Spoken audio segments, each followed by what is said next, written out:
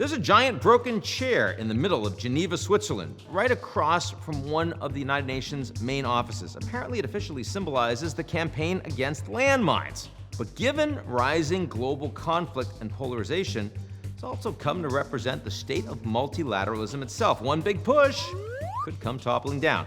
Multilateralism, multiple countries working together for common goals, had a difficult time recently, especially in the United Nations. That's the world's largest multilateral organization. The Security Council couldn't exactly stop Russia's invasion of Ukraine. A resolution in Gaza remains elusive.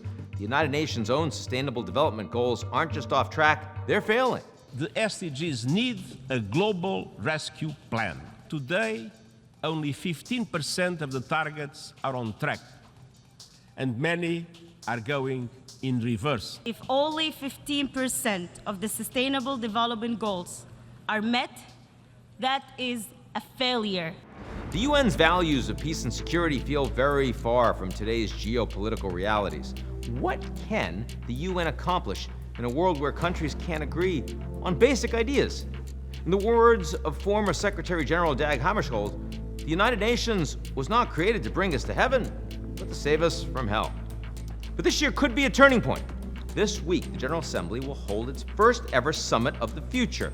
It's a test of the United Nations' ability to tackle one of the world's biggest challenges and opportunities, artificial intelligence. AI carries a lot of promise, and yes, a lot of risk too. No government knows how to handle it, and major powers like the US, EU, and China are busy trying to figure out their own domestic rules and drive their own competitiveness. And that's where the UN comes in. Instead of a patchwork of fragmented regulation, it can lead the global conversation and include voices from countries without big tech firms. Those across the global south can help ensure standards are rooted in international law and human rights, much like what the Paris Agreement did for climate change.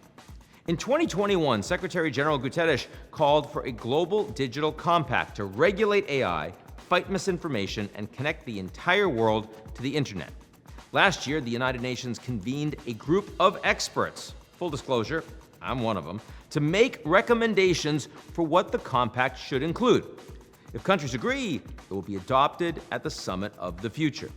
I've spent the last year talking to people around the world about what kinds of AI governance can work, and I'm optimistic that the UN will make inroads to a safer and more open digital future. The United Nations has the determination and the tools to adapt to meet the challenges of its next era of its existence, as Guterres warned last year.